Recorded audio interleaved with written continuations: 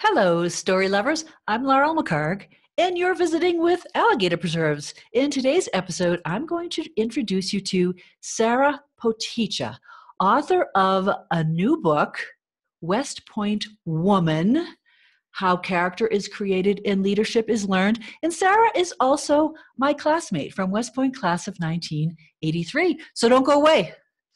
Sara, Yes. welcome. Welcome to Alligator Preserves.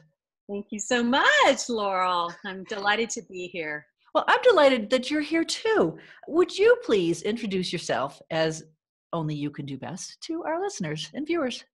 Yes. Again, it's Sara Potecha, and I am an author, speaker, and consultant. I've spent probably 30 years in leadership development, organizational development, and published my book about a year ago. And it's essentially the story of my experience as one of the first women to graduate from the United States Military Academy, and the leadership lessons I learned that I think can be applied to anybody that has faced their own battles, been marginalized, tried to break through the glass ceiling, those kind of stories. So I'm doing a lot of book launches and speaking engagements, and I work with clients, all kinds of clients, manufacturing to healthcare. So I'm excited to be here and tell you more. Excellent. Marginalized, huh? Like women at West Point? You and I have a lot in common, but we never actually met or hung out at West Point. Now, someone might say, how could that be? There were so few women there. How did you guys not really get to know one another? What would you tell them? I would say that was one of the challenges. There were so few of us. We were so busy. It's a very academically and physically and leadership challenging kind of place. So there was not a lot of time, for one, to get to know other women unless you happened to be a varsity athlete like I was, or you were in some kind of club together. Then you didn't have a lot of opportunity to see other women. Not a lot of gap time. No. She wrote something in there about getting dress-offs, running into the wrong room. Right?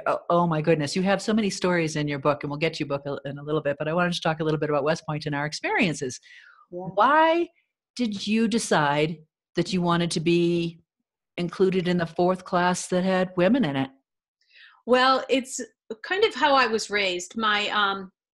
My parents were big educators. They both earned PhDs. And from a young age, me and my three brothers were told, you're smart, you're going to college, and you're paying your own way. So we always knew we'd have to get some kind of scholarship. And they also demanded we get very high grades. So it was kind of like, all right, we have to do these things. And any job I had growing up, my dad would take half the money and put it away for college. But I didn't have enough money really for college, even with babysitting and lawn mowing and such. So one day my dad was, he read a lot. And he noticed in the Christian Science Monitor that he used to read for the news that the academies had begun to accept women. And he turned to me and he said, Sara, it'll be a unique experience for a woman. And so I considered it because I knew I didn't have the money, to go to a really expensive college. So I had done well academically and, was a good athlete and such. And so I went up to West Point and toured the place. And I think one of the things that struck me from the beginning, it was going to be difficult, but they stood for something. And I think even at that point in my life, I was looking for purpose. I was looking for something that was beyond myself. And so that and the cross-country coach being very interested in me, that kind of sealed the deal. And I realized it was going to be tough. But, when I got there and I'm getting screamed at and yelled at, nothing in my life prepared me for that. I used to say, yeah, Dad, this is unique, all right, But in fact, it was very unique. I mean, there's not many of us, is there, Laurel? I mean, if you had all the classes together, maybe there's 4,500 of us in the world. So we do remain a unique breed of women. Yeah. And again, with so few of us, 120 started in a class of 1,400, and we were spread out, right, throughout the whole Corps. And so, again, unless you had a roommate, and we do have a common friend, Pam Hebert. Pam Hebert. Yeah. She was my Beast Barracks roommate. Okay. Oh my gosh, because I'm from Boston, and so I had a little bit of a Boston accent, not too much. Nothing like A-Bears. So we'll have to you'll have to tell me that story about her calling the minutes. Go tell that one. It's just ridiculous. Okay. So one of the responsibilities of a fourth classman or a plebe was to call the minutes, that is to alert all the upperclassmen on that particular floor what the uniform was, how long we had until the formation.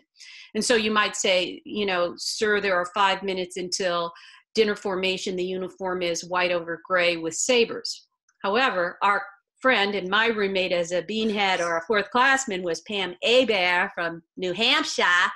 And she would pop off and say, sir, there are 5 minutes till dinner formation. The uniform is white over gray with sabers.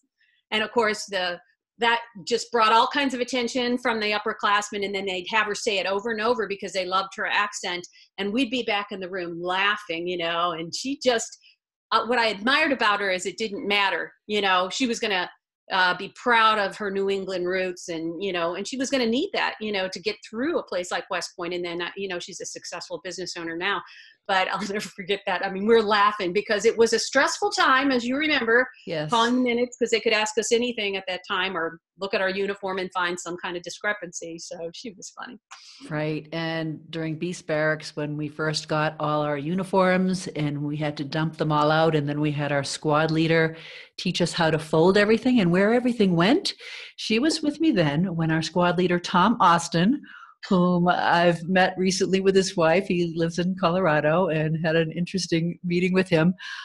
When he got to the, let's say the foundations, bras, he turned bright red and didn't know what to do with it. How do you fold one of these things, and where does it go? And he basically, oh my gosh, Pam and I were, you're standing at attention, and you just try not to crack up laughing. I actually felt so bad for him, but he was a great squad leader to have for Beast Barracks. Oh my goodness. Yeah. Well, as it turns out, my squad leader, I heard from him after writing the book in my second detail, Beast Barracks squad leader. So for the listeners, Beast Barracks is our basic training. So given the name, you can probably imagine how challenging it was, but it was 7 weeks long. So halfway through, you get a new squad leader, and he was a firstie. And I had forgotten his name. Senior, yeah. Yeah, and yes, a senior. And anyway, he saw my book in the West Point magazine and got a hold of me. And so one of the things he made us do was memorize. We had a lot of things, we called it poop, that we had to memorize, like Schofield's definition of discipline, and there's the bugle notes. Yes, lots of things in there. Good for you. 1979 bugle notes. Tell me you don't have yours. I have mine. It's right over here. And anyway, he created personal poop for each of his squad mates. And so I had some, Joe Snodgrass, Ray Royalty, who's now a major general. We all had ours. Tracy Curley, she was in my squad, so we all had it. But mine was, sir, I'm 98 pounds of twisted steel and sex appeal. John Wayne would rather French kiss a rattlesnake than mess with the likes of me, sir. We'd have to scream it. And he contacted me, and I wasn't sure. When I first wrote the book, I didn't remember the bit about John Wayne and the French kiss. I must have blanked it out. But Joe Snodgrass got a hold of me and said, no, Sarah, it's not right. And then I said, oh, Tim, thanks for getting a hold of me. What's the truth? Which one is it? It was the one with the John Wayne. So maybe part of us blanked out some things that were truly uncomfortable. I think I've blanked out an awful lot. Maybe that's why I haven't written my book yet. Yeah, but I was going to say, he lives there in Boulder.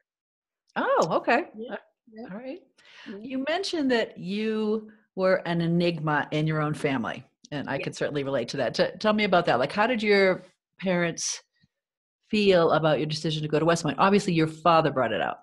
Right. My mother was very supportive. You have to understand, my mother and father had a great relationship, and my father is the one who encouraged my mom to get her PhD, which was unheard of, first in her family to do something like that. And it was still new for women to, go to the highest level, a terminal degree, so to speak. And so they they kind of had a partnership. You know, my dad did the cooking, my mom did the cleaning kind of thing. And so she was supportive of this. In fact, it used to drive me crazy, and maybe this happened to you. She would introduce me as soon as I got accepted to everybody. This is my daughter, the West Pointer. You know, so sometimes it's like, could we have a conversation first? You know? So there was a bit of pressure to stay, I think, at West Point. And I think many of us struggled with that. If we left, we would have disappointed it. But where I got some enigma with my own family was maybe extended family, one of my brothers maybe, but a real good example was my Southern aunt who came to graduation. And as you remember, that week we could have our families come and join us at a table. And when I arrived, my family sat on the upperclassmen end of the table, and my classmate sat because I arrived early, he sat where the plebes would normally. And so he was doing fourth class duties, and those included like cutting the cake and filling the water and doing things like that. And then she turned to me, you know, I've been here 4 years, and she turns to me and she says, "Sarah, honey, what's your classmate doing there?"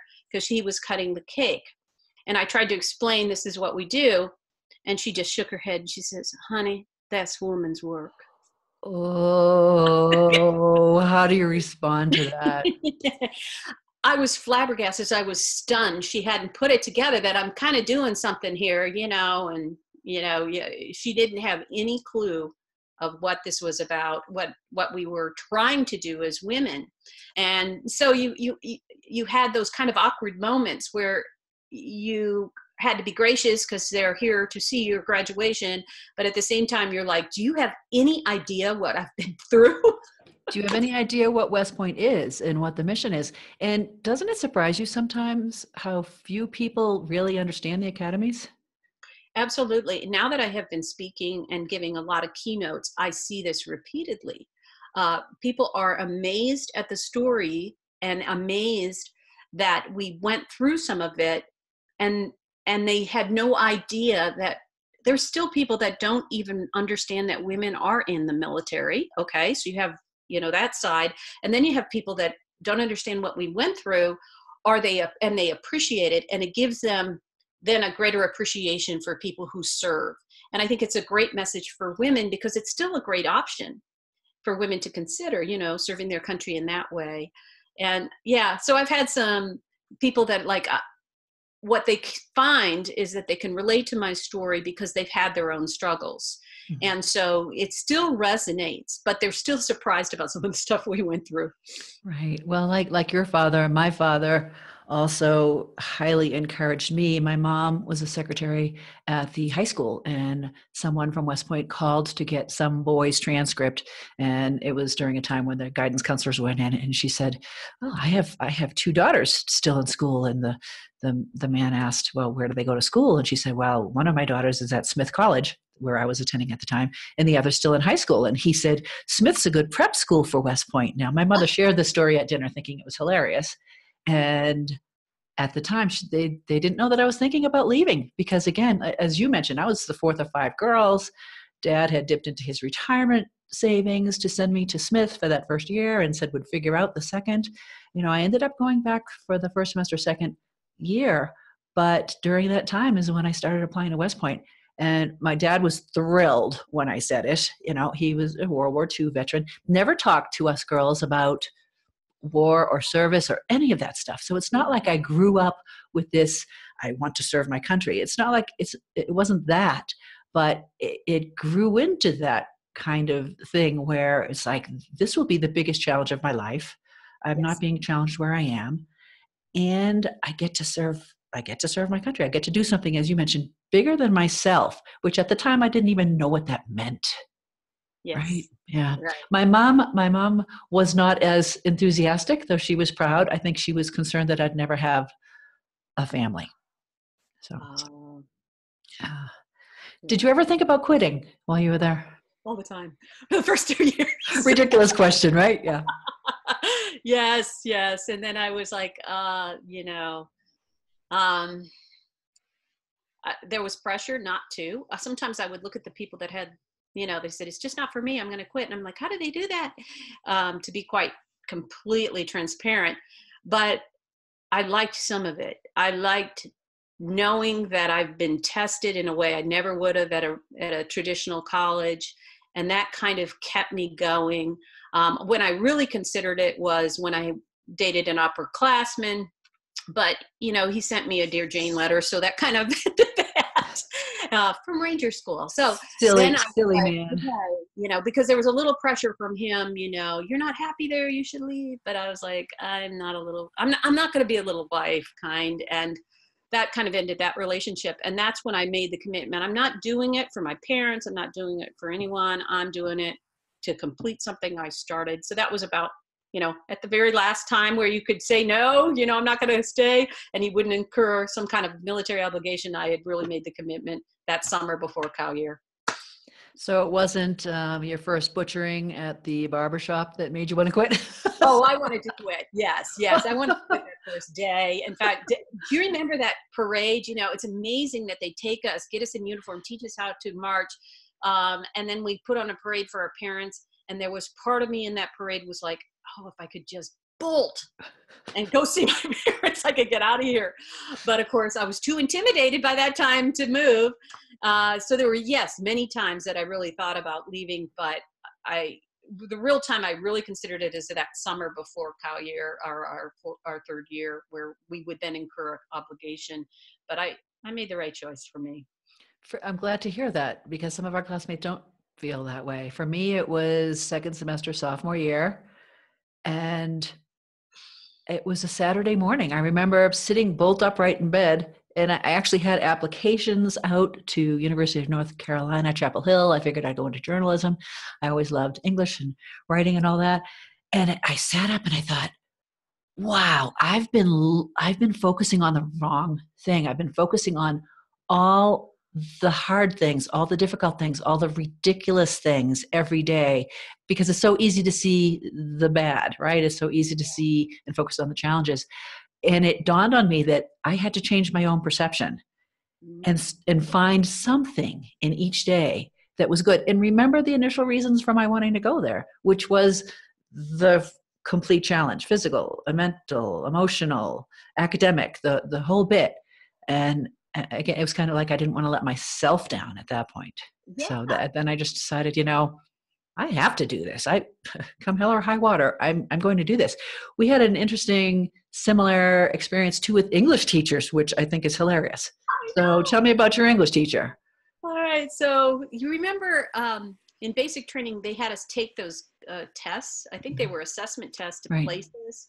Well, I got placed in advanced English, which you might expect, given that I'd taken AP English in high school, got A+, So I'm in his class, and I can tell from the first time that I submitted a paper, he was marking me as a C student. And this was so hard. And I think that was, continual learning process at West Point, that I wasn't as smart as I thought I was. And, it was humbling, but I thought he was really picking on everything, like tearing everything apart. And even at that point, I still had this part of me, maybe it's the New England, because I went to school in Boston, but I was like, I'm going to go talk to this guy. I just can't believe, he's tearing me apart. So I attempted to have a conversation with the man. And I said, he made me so mad, cutting this, just tearing me apart, making me feel about this big. And I said, well, I could have gone to Harvard. Now, the truth is I hadn't even applied, but I knew I didn't have the money.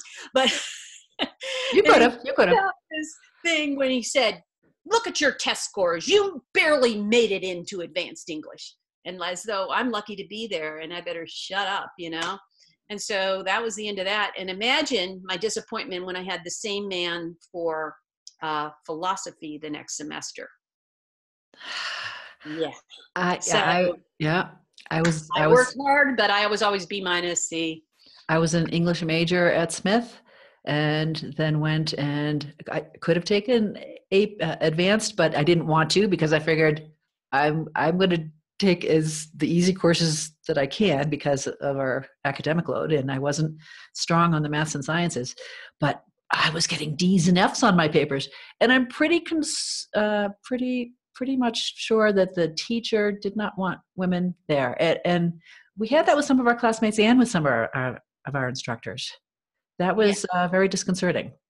It was. And I remember with philosophy, I said, okay, so now I'm going to go talk to the head of the department and get out from under this guy. There's got to be somebody else. And I remember going to see this colonel and saying, listen, I've struggled with this guy. I think I might do better if I get another opportunity. I mean, any college, you could do that. And he just turned to me, he said, we don't make changes just for a cadet. So I was stuck with the guy. And yeah, those were tough times. But as I allude in my book, I actually did learn something from him later that I applied in a management consulting scenario. So, you know, maybe you have to go through those things because you learn something despite that, you know, that situation you were in. Sometimes you are in, while you're in it, it's horrible. And you feel this prejudice, you feel this bias, and you don't feel you can do anything about it. But you are learning something if you're open to learning something there. You absolutely are. And it gives you that grit to just keep on going and to kind of show them, right? Right. But you ended up getting a mentor, one of your instructors. Yes. And that was second semester, our fourth class year, our freshman year. And from the minute I went into this man's class, for one, he would call us by our first names. Now, I don't know if that was hard for you, but I have a difficult maiden name, Foch. It's very Swiss. It has a lot of consonants. People would mispronounce it. And to always be called by your last name was just, even that was difficult. I should have expected that, but you know, whatever. And when he started calling us by our first names, it felt like, wow, he's human. There's a human constructor here. But he was enthusiastic about psychology, which is what he was teaching. And so I thought, you know, I'm feeling overwhelmed all the time. So I'm going to see if he'll help me get my organization together. So I set up what we called additional instruction, went in, and he started talking to me. And one of his first questions is, Sarah, what's your spiritual life like? And that was such a deep question. And at the time I said, you know, I pray all the time here, you know, just get through the day. And anyway, he began to be a mentor, a person that took vested interest in me. And we met every week, once a week for several weeks. And when I think back on it, the sacrifice he made to not spend that time with his young family, to invest in this cadet who was just an average cadet, nothing spectacular, and just encourage me and say things like, the best thing that ever happened to West Point was the inclusion of women. I mean, that was just huge. And so it's interesting. I write the book, I get a hold of him, he writes the foreword. So Brigadier General Barney Forsythe. Thank you, Brigadier General Forsythe, for being a mentor. I had Colonel Hoy. I don't know if you ever had Colonel Pat Hoy. He was my mentor. Just an amazing man. And actually he was instrumental, English.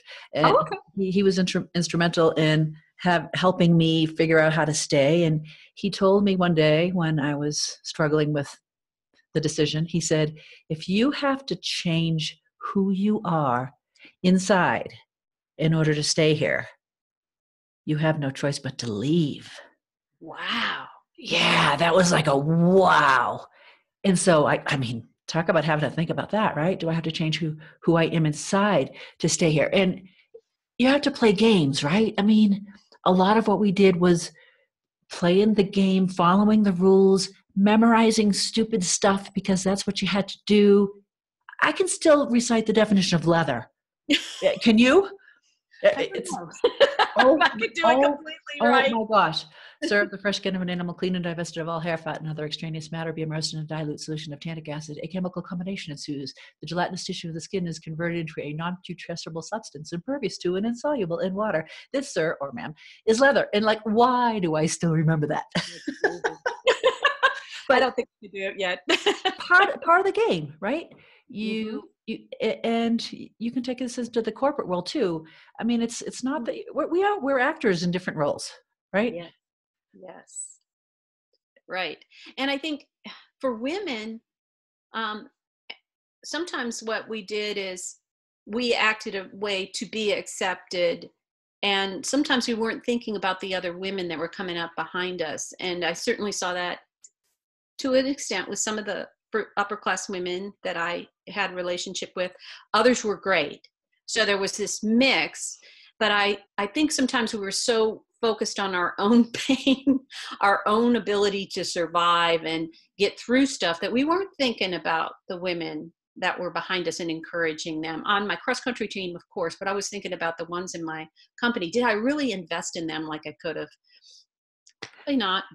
Probably not. And again, it was a survival thing. And many of the upper class women, I think, were even far more harsh on us than the men. And you address that in your book as well. And I can understand. Gosh, I mean, the first class, very first class. How could any of us have experienced what they did? You know, we were in the fourth class, right? The first time that we had women in every class there, which is still amazing to me that we did that. But that first class, I don't know that I would have been mature enough at the time to have made it with what they dealt with. And they really shook things up in a big way. Yeah, they did. And there's some wonderful, wonderful leaders that have come out of that, of course, and people that I to this day admire. Yeah, and you know, looking at it now, I can understand some of the toxicity sometimes that I did experience with a few, and I kind of, you know, again, they were young, they were put in a situation. They're young leaders. They're put in a situation where I think they thought they were doing their duty by making sure we didn't have it any easier than they did, because they didn't want to deal with the ambiguity of that situation. And they weren't equipped. I mean, think about it. They didn't have sexual harassment programs, processes, anything for us. Right. And so we were just kind of figuring it out. And if they came down hard on us, I think they thought they were protecting us. And maybe in a way they were. Right. And again, they couldn't show favoritism, as you mentioned. And Right. it's such a complicated environment, all the academies, particularly West Point. We are, before I get there, were you ever scared at West Point? I think that first day, I mean, it was just so overwhelming. We called it the cadet in the red sash. You had to go report to him. And that was such an intimidating time.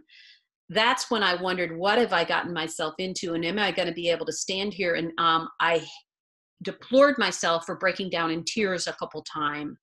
But it was something, I don't even know if we can describe it, because it's so completely different than anything I had ever experienced in my life. I didn't have, like you, I didn't, even though my father was actually a hero in World War II, it was silent generation. We didn't really know about that. And then to have people yelling at you all the time, that's when I was scared that, will they try something? But what I found is they were struggling too. And I remember my poor platoon sergeant, I don't remember his name, but he could tell that I was losing it a couple times, you know, and he took me somewhere like out in the back of a building. And he said, look, I'm whatever his name was, and tried to shake my hands. And I had seen that TV special on West Point Women. I said, I can shake your hands. I'm going to get in trouble. Like he was trying to say, you're going to live. You're going to be okay. But that was probably the only time I was scared in terms of what have I gotten, and are they going to be harsher on me, you know, than I can ever imagine. So again, kudos to the first class. You know, some of the stuff that they endure, just constant screaming and yelling and no recourse at all. You know, so. Right. I remember Nightland Nav at Camp Buckner, and I remember it was so dark, and there were edges.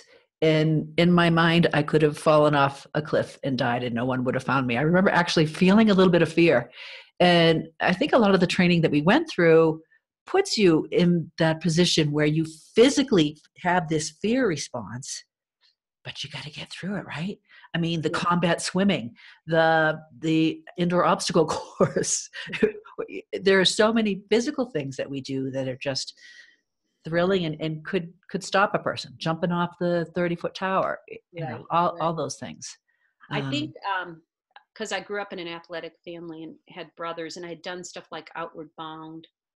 Those things weren't as scary to me. But I do remember, I guess it was in fourth class swimming or plebe swimming, when we had to go off the platform. Right. That's That like was 30 scary feet up. because our dear classmate, Margaret Lanieri, Peggy, she went before me, fell forward, and got bruised all over. And then I had to go right after her. Then I was scared because I hadn't up to that point think I could get hurt. I was just listening to what they said, you know.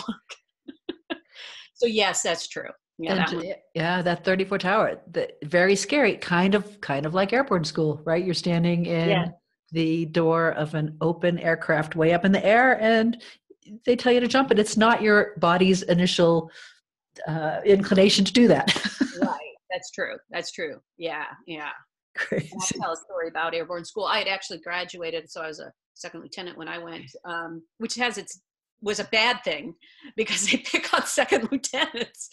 But anyway, I was a stick leader, so like a squad leader, I had people I'm responsible for. And when I went, and that was true, even though we had the short hair still from West Point, they made us put a nylon a knee high around our heads and tape the back of our necks as though the short hair is going to somehow cause damage or get it hung up in the equipment. And so I had this massive headache because a knee high is like this, I mean, it's like this restrictive. And I was trying to get my courage up for this 30-foot tower, and I wasn't paying attention, apparently, like I should, to my stick. And the black hat came over and had me bend over to check our harnesses. Mm-hmm. And he slapped me. I mean, like slapped me so hard. You're not taking care of your stick. And then that messed with my confidence. And then when I got up to the jump the first time, I couldn't. It took about 2 or 3 people. And I remember a West Point cadet, she had a recent grad, saying, you can do it, you can do it. And I was like, okay, I can do it. I went out. But yeah, and yet, even as a second lieutenant, I felt I had no recourse in that situation. Yeah, I understand. We are visiting with Sara Potecha, author of West Point Woman. And Sara, tell me why this book and why now? Well, I was invited to speak to a women's leadership group. Now it's been the fall before last. And they had selected me from other speakers because of my West Point experience. And what they wanted me to do was talk about my leadership philosophy, but to relate it to the West Point experience. So I had never spoken about that. You probably haven't had, I've told people different stories, but never in that context. So as I worked on it, I was like, how do I talk about my leadership philosophy without talking about some of these very experiences, some of the stories that I've already told in this podcast? And so I put this thing together. I delivered it to these women that were all senior women going through this leadership program. And I couldn't get over their response. They were like, wow. Wow. And they're like peppering me with questions. And so when I made my way back to the airport, I began thinking about it. And I remember saying to myself, I haven't told some of these very stories to my daughters. Why have I kept some of these to myself? And then I thought, there's so many of these stories that teach principles that people that I've worked with, people that have been held back in their careers, I've coached that are really struggling in a situation, or they're frustrated because they can't move forward.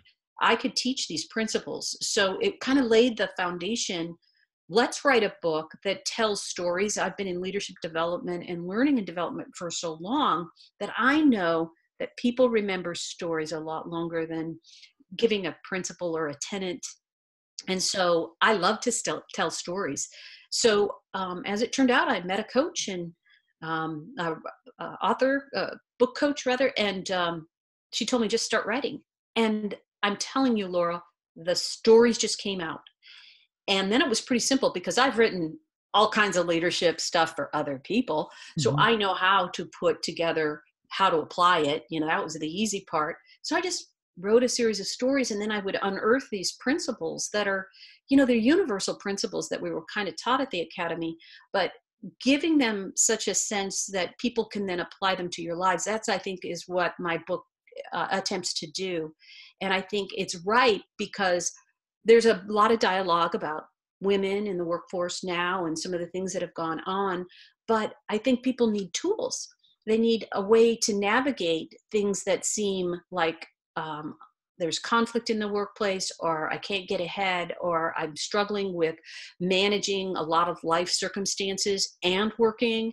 And so it's resonating with those kind of audiences. And that's why I wrote it. It was really, in part, a legacy for my own daughters. But then it was like, there's this bigger crowd of people that need some of these skills. Right. And I think your point about the questioning of why you hadn't shared these stories with your daughters. I remember, well, every once in a while, Mike will say something, both of us married West Point graduates, something will come out and our boys who are now 25 and 28 will say, are you kidding me? I never knew that. It's not like we talk to our kids about things that we've done in our lives as they're growing up. It's almost like you have to wait till you're a grandparent to share with grandkids who ask those questions. I know. So I don't think it's unusual that you hadn't shared some of it. Yeah. But it's been very neat for them to read the book and then to have deeper conversations, and as I share in the book, my first husband, our classmate, Eddie Gabe, passed away. And for them to kind of know their father in another light and to talk about some of those kind of things as well. But it's been really good to increase, because my daughter is, so Larissa's 30, and then Gwyneth is 28, and then Joy is 21. So they're all in their 20s at the time of the writing, and, handling different types of work-related, challenges, school-related challenges. And it's been kind of neat to them to see their mother as a young person and some of the things that you and I went through. Right. As far as cultivating character goes, can things like integrity be taught? I mean, I know the answer is yes, but how do you teach integrity?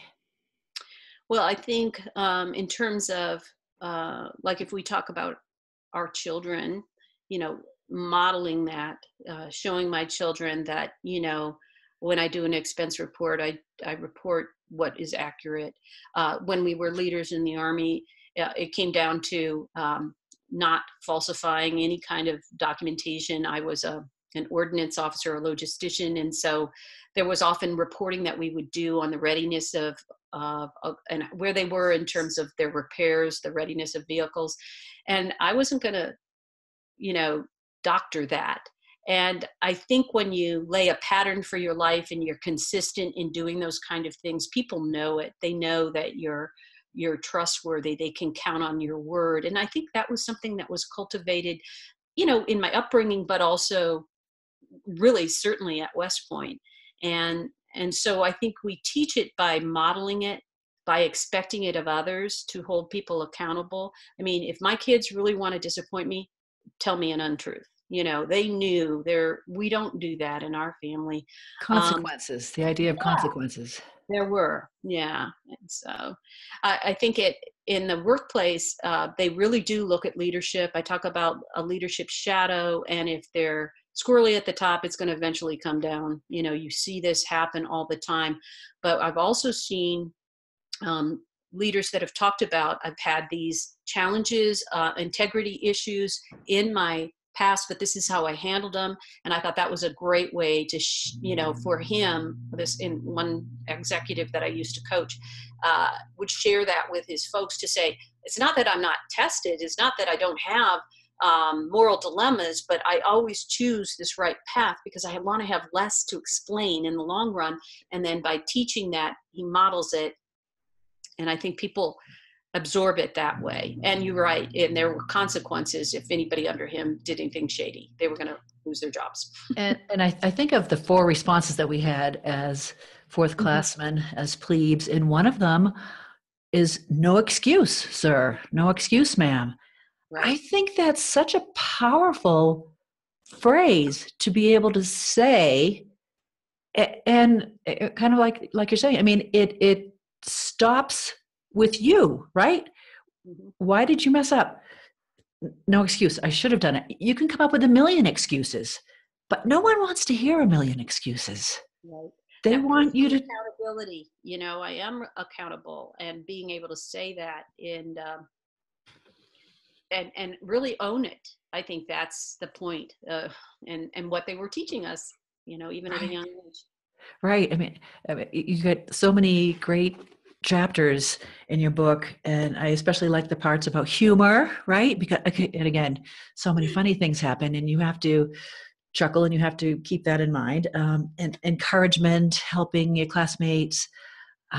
You mentioned Ray Royalty helping you at a Yes. particular point, encouraging you, giving you that little boost to let you know that you could finish I think it was a run or something.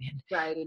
Yes, in Beast Barracks. Yeah, that was because running in formation is very challenging. And this is so people can understand. I mean, you had to stay completely parallel with the people to your right and left, and not too far the people in front of you while you're running. But we all have different size legs. I'm pretty short. I'm 5'2". And so it creates this accordion effect. And so you're either running up and down, to try to catch up. And there were 3 running groups. I came in as a runner, so I was in the fastest running group. So they were going to be the fastest, and we were returning from this run, and we never really knew how long we were going to run. I think there was a little bit of psychology in that, Yeah. and they started running faster and faster and faster. And that was the one time, because like you, I recognized you don't want to fall out here, because they'll make it as another reason why you shouldn't be here. Right. So I had made a commitment, I'm never going to fall out of a run. But this time I really thought, I don't know if I'm going to make it. My legs are burning. I mean, my body's being pushed in ways I didn't. And Ray sensed that I was falling just a little bit back. And all he said is, no, you can do it. And that was all I needed. And I kept going and, finished it. But, it does make you wonder, if he hadn't been there, if he had been negative or, whatever, I might have made a different choice. But it's the power of encouragement you can't underestimate that, no matter what you're going through. You really can't. My savior was Tom Zeke. Shout out to Tom Zeke. I don't know if you know him, but it was the march out to Lake Frederick with our packs, and it was how many miles? I don't know. It was, Well, yeah, 12 miles, and that endless hill, an endless hill. And here I'm doing everything psychologically I can to keep myself focused on, let's find something. Oh, there's a butterfly. Oh, there's a flower. Oh, there's something. I felt myself slowing down, which I didn't want to do because that messes up everybody behind you. And I was really, really struggling, doing my best as you were during that run. And all of a sudden, I felt lighter. And I looked to my right, and Tom Zeke had just taken the top of my pack and just given it a little lift to get to the top of the hill. And holy mackerel, it meant the world to me. Just that teeny little act of compassion from a classmate. And not all of our classmates were compassionate or helpful. Right. Exactly. Oh, great story. I have a similar one. Do you remember one of the requirements was, I guess it was, the men had to take wrestling and boxing, and we took self-defense. And so we would throw each other over as women. Close quarter combat, yeah. Yeah. Then they decided, let's do city streets and have our classmates attack us, our male classmates. And then they'd have things graded on. Well, who does Sara get but Larry Beisel, who was on the Army wrestling team as a heavyweight. Sara, 5'2", 100 pounds. And this guy, probably 2 foot, I don't know what he was, what is he? 6'12", yeah. 6'12", and I'm supposed to throw him over my shoulder. Remember when we had to do that? Everything was graded too, and kick him in, pull him over, kick him in his back. And I'm like, are you kidding me? But as soon as I grabbed his hand, he says, don't worry about it, Sara, I'll take care of it. And you know how wrestlers can really fall. My brothers were wrestlers, so, anyway, he goes up and over and bam on the mat. And then It's so impressed the PE people. They didn't catch on. They gave me an A+. That's awesome. Oh my gosh. Thank God for Larry. That is funny.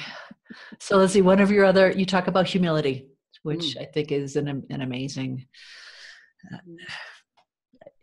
and again, how do you teach humility? That's one thing. And one thing that we discover as leaders, I'm not sure if we were taught this, maybe we were, but a good leader will take full responsibility for anything that is failed. Right. And will give all the credit to subordinates when you succeed. Yes, exactly. And that's tough. That's a tough thing to do, right? Right. It is. And when you are in the Army, and again, my branch was very large because it's that logistical tail that's so big. So I had big units, and you can't be everything to everybody, and you had to, for me, I had to rely on my warrant officers, that had much more experience than me, to make sure that we were getting, all the repair things done on, in a timely manner, so the combat arms that we supported could do their missions. So I think that was part of it, realizing that I have to trust them, that they're going to do what they say they're going to do, so I can, take care of what I got to do. And I need to honor them. I need to fight for them. I need to fight that they get enough sleep. I need to fight that, they get their promotions and take care of those things. And I think it was that kind of combination of having that reliance on them and realizing we're only going to be as successful as we work together as a team. And of course, I've spent years in leadership development and worked with all kinds of teams. So I always will look at the ones that are successful. And you'll see a couple characteristics, they have team goals. The leader typically gives credit where credit is due. They're not all about themselves. So those are things that we were being taught, even though we didn't really necessarily understand it at the time. But again, it was reemphasized when we then became leaders of soldiers and had to report to people, as part of a unit. So. Sara, do you think there's any challenge you don't think you could overcome? Well, I'll tell you, the biggest challenge I had was becoming a single parent very suddenly. And that was very incredibly challenging because we had a wonderful marriage. We had, divided duties, and then you're responsible for these 3 daughters, and they were very young, just 9 and 7.5. And I was actually pregnant with Joy when Eddie died.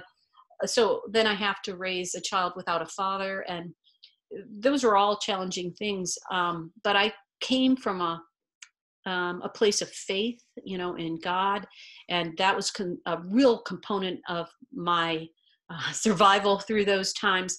But I was so thankful for my West Point experience because I just figured out how to put one foot in front of the other, navigate situations I never thought I'd have to try to figure out, really finding, people at a soccer field, the first time you go there, hey, do you want to do carpool? And just, all the things that you have to take on and have one person doing when it's usually done by 2 people. And it took me a while to want to go back to school. I don't know how you felt after your West Point experience, but I kind of questioned myself on some of my abilities academically.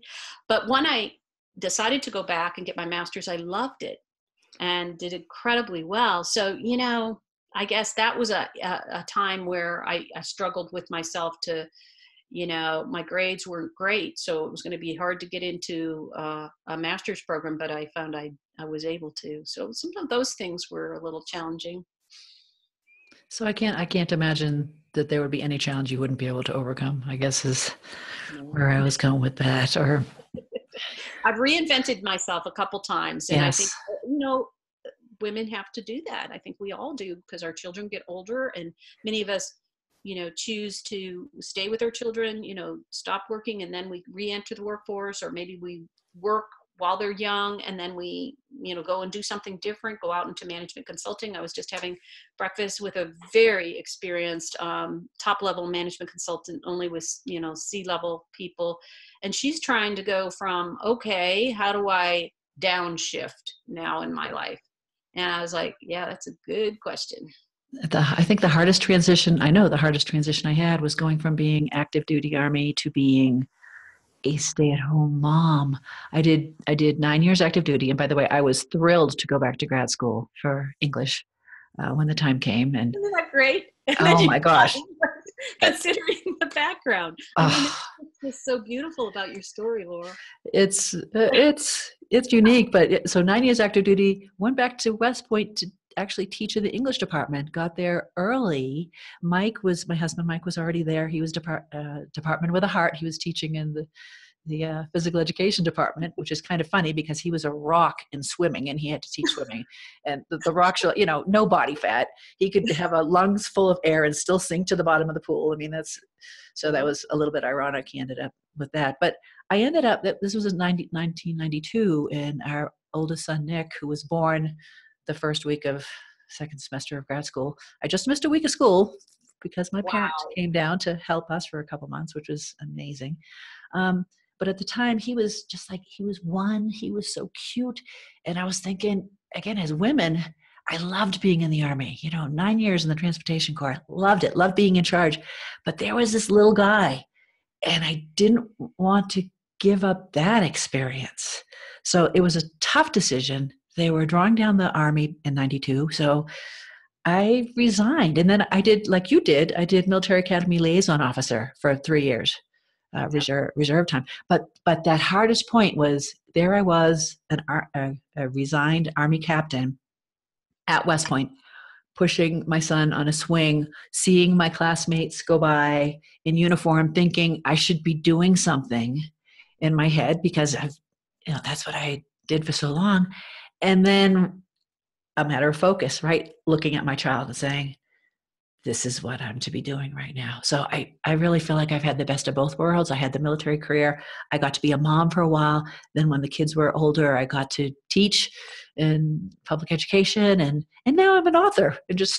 And a amazing author, by the way, people. If you don't know this is a novelist with award-winning novelist. I mean, I'm in all of you. I'm having fun with that. I'm pleased that my trilogy is done. I'm going to work this year on a nonfiction book based on my dad's World War II letters. So I've got again. And once you've done a book, so you've done one book, is there going to be a follow-on? I think so. I'm working. So do you remember Gail O'Sullivan? Oh, yes. She was from my hometown, Braintree, Massachusetts. Oh, my God. Also, Sylvanus Thayer, the father of the military academy. So she wrote Tough as Nails, One Woman's Journey Through West Point, and I loved it. And she was on my cross-country team, so I had known her at the academy. And I like her style of writing as well. She's so dispassionate and, self-revealing and funny. And so I don't know if you know part of her story, but she was diagnosed with a disabling hearing issue, and she is completely deaf now. And she's telling me, because we email each other, that she was working with her brother, who's a West Pointer, on a book, and she's a real nerd and stuff. I'm like, great, because I'm an idea person, but that other stuff, that's probably why I did get some of those bad grades actually at West Point, the grammar and stuff. And so we're coming up with the idea for a book, and you'd be a great candidate for it. We want to do a series. We hope it'll be a series of stories of West Point mothers and how we have taught our children certain things, because you also have that now, as you know, West Point women who have had children that go to West Point, and now some of them are having children, believe it or not. I mean, we're getting to be that place. I'm not 60. And so I thought it would be great to tell a series of stories, because now it's women that have had children that have gone to combat. Or they've gone to combat, and now their children have gone to combat. I mean, I just think it would be another sequence in our historical, in a way, but it could be funny. I'm sure there'd be heartwarming stories as well as heart-wrenching stories. Right. So you provide services to people. You have a website, www.westpointwoman.com. and our listeners and viewers can go check out what you offer there. You also offer coaching calls. What might someone expect in a coaching call? Well, I can do a series of different things. I have a series of assessments that I could give an individual if they wanted to know what their emotional intelligence is, and then develop a plan to improve it. That's one thing we can change. We can't really change our IQ, but we can change our emotional intelligence. But I have a series of assessments I can give people, or let's say they find themselves stuck in a situation. I'm a certified executive coach, and I can help them find ways to move forward in their lives, set goals. The other things that I do is keynote speaking. Based on my book, I can talk on a lot of subjects related to that, such as resilience, women in the workforce, humor, the power of humor, and how that affects our cortisol and oxycontin in our brain. It changes our chemistry, how to articulate your story, diversity, a variety of different things. So I do keynotes, I can do leadership development programs, and executive coaching. All right. Any shout outs you want to give? Well, yes. I want to thank Kathy Fyack, who is my book coach. So if anybody's out there that's interested in writing a book and you feel a little bit like that's like a big elephant, she's really, really good. She was just wonderful and just telling me to write. And then she would review things. I would also say, if you are interested in doing this, I believe there's a lot of stories out there that West Point women have. So those that are listening, please go to my website and put those stories in there. And if you need help learning how to articulate your story and you want to get into speaking, join the National Speakers Association. It's really a worthwhile endeavor. And I want to give a shout out to my classmates who have been great, getting me connected to different associations that have hired me now to speak. So lots of my classmates have been involved with that. So I want to thank them, and thank you, Laurel, for this opportunity with podcasts, because a lot of times work comes because of podcasts. So I appreciate this. Right. Well, I'm having fun doing it, that's for sure. So how do people get in touch with you? You can email me, Sara, S-A-R-A, at Sara, S-A-R-A, Potecha, Potecha.com. If you just go to my website, West Point Woman, you can also send me information that way. And if you want a personal copy of the book with my signature, you can order it on my website. Otherwise, just order it on Amazon. And I understand that you give some of the proceeds from your book to... Go ahead and explain that. Yes. At this point in my life, I love giving back. And so a good portion of all my proceeds from book sales go to veteran service organizations that support wounded warriors or their families. And so one of the key ones I have given and donated to includes Families of the Wounded Fund, which is a great organization. So when a veteran gets or a service member gets injured, they're going to go to a VA hospital, and they all have different specialty centers. And often what they've found is they will heal better if they have family members near them. However, the military does not spend any money or give any money to the family member to live near them. So for example, in Richmond at that Veterans Hospital, Mcguire, that's the spinal and the brain trauma specialty center. So they're going to be there a while. And so sometimes it's a father or mother, and they have to lose a job to be able to live near their person. So what Families of the Wounded Fund does is actually write checks to these individuals so they can set up a household. So if it's a spouse with some kids, they might need to get a house. So they will write checks for those living expenses, and they're vetted, and they work with the VA to make sure these are legitimate cases. But I love them. I like Active Heroes, which is here in Louisville where I'm located, and that's suicide prevention. And they have an amazing facility here where people that have been through trauma can go and kind of get healed. They've got horses and all kinds of, like a petting farm and archery and things that they can heal from. So both of those organizations I think are great. What a noble thing to do. Thank you, Sara. And thank you for sharing your stories with us. And I would recommend that you get Sara's book, West Point Woman. Check out her website. And Sara, I look forward to continuing our new relationship. Absolutely. Thank you so much, Laurel. Thank you, Sara. Bye-bye.